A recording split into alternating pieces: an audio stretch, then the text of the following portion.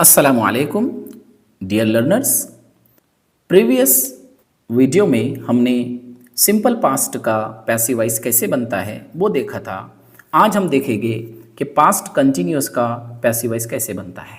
एक बात याद रखिए कि पास्ट कंटिन्यूअस हो या प्रेजेंट कंटिन्यूअस हो, इसका पैसिव वॉइस बनाते वक्त एक हेल्पिंग वर्ब के थर्ड फॉर्म से पहले इस्तेमाल करना पड़ता है और वो है बीइंग। आइए देखते हैं पास्ट कंटिन्यूअस का फार्मूला।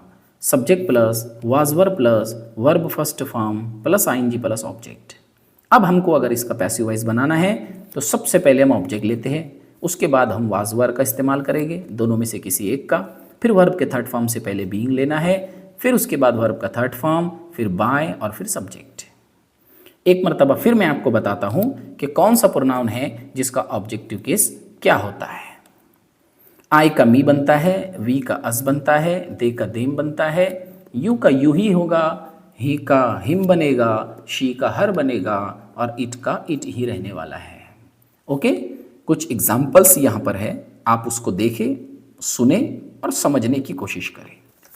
फर्स्ट एग्जाम्पल है हमारी, I was listening a lecture. अब यहाँ पे अ लेक्चर को हम सबसे पहले लेंगे, ऑब्जेक्ट है, इसको हम सब्जेक्ट में चेंज करेंगे। अ लेक्चर, अ लेक्चर सिंगुलर नाउन है इसलिए वॉज का इस्तेमाल होगा।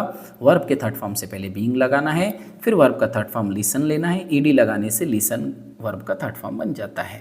फिर बाय लेंगे और फिर आई का ऑब्जेक्टिव केस मी बनता है, जैसा कि मैंने अभी आपको ऊपर बताया। सेकंड एग्जाम्पल देखिए, he was catching the thief. अब यहाँ पर ऑब्जेक्ट थीफ है, द थीफ, हमने यहाँ पे द थीफ लिया है। फिर हेल्पिंग वर्ब हम वॉज लेंगे because thief is a singular noun, was. फिर वर्ब के थर्ड फॉर्म से पहले बीइंग लेंगे, फिर वर्ब का third form catch, caught, caught, हमने यहाँ पे कॉट लिया है। फिर बाय लेंगे और फिर ही का ऑब्जेक्टिव केस हिम बनता है, यहाँ पे हिम लिया हमने। आइए थर्ड एग्जाम्पल देखिए, it was eating the leaves. अब यहाँ पे द लीव्स ये ऑब्जेक्ट है लेकिन ये प्लूरल नाउन है, इसलिए हमने इसको सब्जेक्ट में लेने के बाद में उसके बाद हमने वर का इस्तेमाल किया है, क्योंकि प्लूरल नाउन के साथ हमेशा वर इस्तेमाल होता है। फिर वर्ब के थर्ड फॉर्म से पहले बीइंग लगेगा, फिर वर्ब का थर्ड फॉर्म ईट, एट, ईटन, यहाँ पे ईटन हमने लिया है। फिर बाय लेंगे और फिर इट का ऑब्जेक्टिव केस इट ही होता है। इस तरीके से the leaves were being eaten by it. Fourth number की एग्जांपल देखिए, Saad was drinking coffee. Coffee object है, हमने इसको पैसिव में सब्जेक्टिव केस में लिया है, कॉफ़ी। फिर उसके बाद वॉज सिंगुलर नाउन है, वॉज लेंगे, फिर बीइंग लेंगे, फिर ड्रिंक, ड्रैंक, ड्रंक, वर्ब का थर्ड फॉर्म ड्रंक लिया है। फिर बाय लेंगे और फिर जो नाउन है हम उसी को इस्तेमाल करेंगे। सिर्फ सब्जेक्ट का ऑब्जेक्टिव केस तभी चेंज होता है जब सब्जेक्ट में प्रोनाउन हो, यानी he, she, it, they, we, you, I हो।